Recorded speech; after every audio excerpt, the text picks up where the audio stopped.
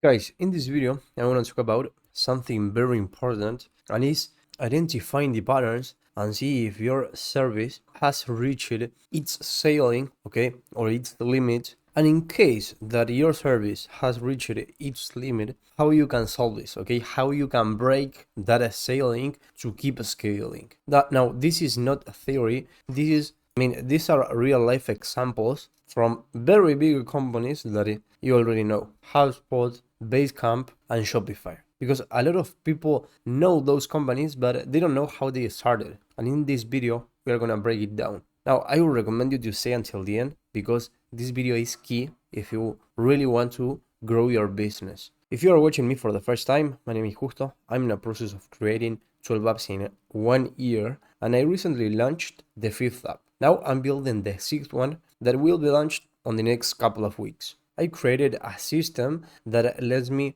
turn services and ideas into software as a service applications in just a couple of weeks, so I can start seeing if it's really worth building or not. So as I was telling you, this is not an opinion, it's pattern, okay? If you pay attention to the very well-known books that are in a startup, the 22 immutable laws of marketing and hacking growth, what those books say, okay, is first of all, building without a structural validation multiplies waste, okay?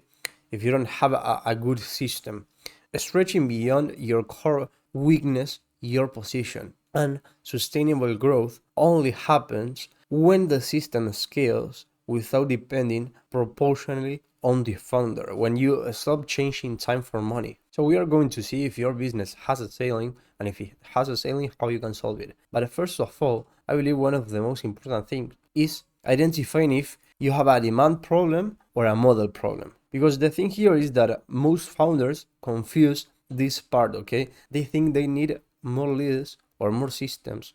By the way, guys, if you want me to help you one-on-one converting your service into a software as a service application so you can stop selling your time and you start creating leverage, there's only one thing that you need to do, and it's booking a call. I will leave the link on the comments section. Or more sales, but they don't know if they have a demand problem or a model problem. If you have a demand problem, it's typically related to inconsistent leads, low close rate, confused positioning, and long sales cycles. But this problem can be solved with marketing, okay? It is fixed within the same model. It doesn't require changing category. Now, if you have a model problem that typically looks as revenue rising, but at the same time, your stress rises.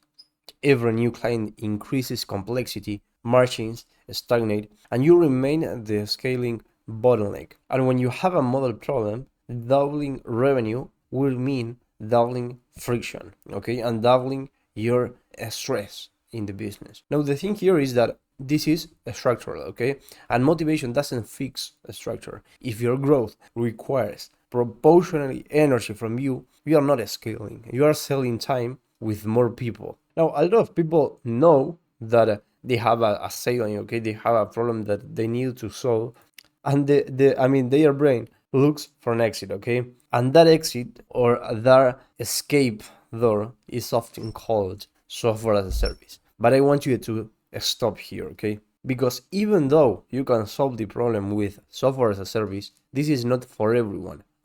Not all the problems are worth solving with software as a service. You need to ask yourself these questions. Is the pressure coming because the business structurally depends on my judgment, okay, on your judgment? And if you are there, if the answer is yes, a serious conversation about product and compression can exist. On the other hand, if the pressure is coming from a lack of customers, switching to product doesn't solve with demand. So I will give you a couple of examples so you can understand all of the things that I have been explaining to you. The first one is Basecamp, okay? They used to be a digital agency. They didn't start, they didn't start out wanting to be software as a service. They were managing client projects and noticed a pattern. Coordination was the repeated bottleneck. It wasn't a demand problem, it was a structural, a structural problem within execution. So they did something smart. They extracted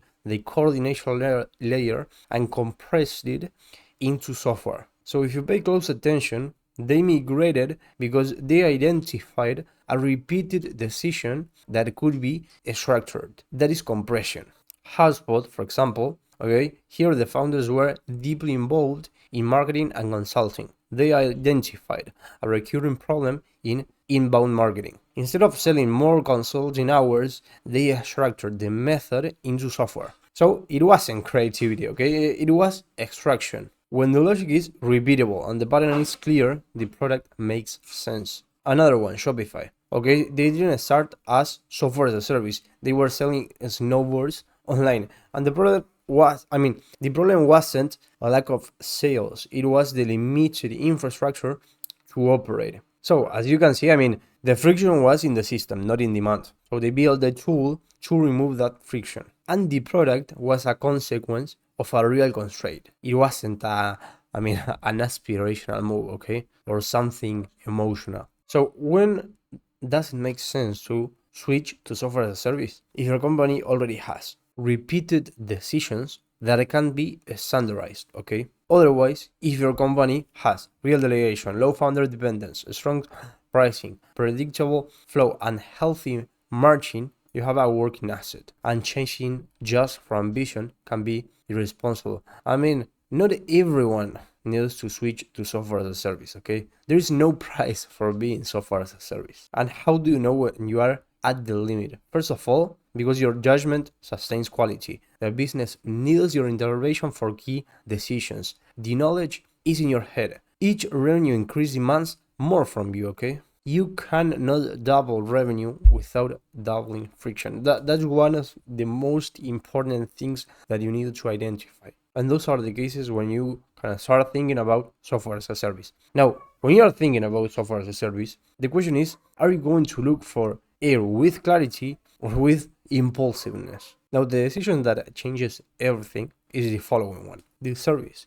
executes and the product compresses decisions, okay? If all you do is automate tasks, you are still selling execution. But if you identify a repeated, structurable, standardizable decision, that's where leverage appears. So what's the conclusion of this, and what's the order that you need to follow? To first, identify the bottleneck if you have one, and second, how you solve the bottleneck. First, you see if you have a demand problem or a structural problem. If you have a demand problem, you need to solve it with marketing. But if you have a structural problem, you identify where you are the bottleneck, you isolate the repeated decision, you test whether it can be standardized without losing outcome, and you validate real willingness to pay for that structured version. Now, if you decide to move on and create a software as a service, the real KPI is not, is it more scalable in theory? Does it have a better narrative? The real, KPI here is, does it eliminate me? If the answer is no, you just redesigned the sailing. Now, if you already identified the sailing and you need to move on, you need to take action because the cost is not immediate, okay? It's cumulative. So if you want me to help you one-on-one converting your service or part of your service into a software as a service, there is only one thing that you need to do, and it's booking a call, okay? I will leave you the link on the comment section. If you like this video, it would help me a lot if you subscribe and hit the like button, because in that way we can keep reaching new people. And it only takes 2 seconds. Thank you very much for watching, and I hope to see you on the next video.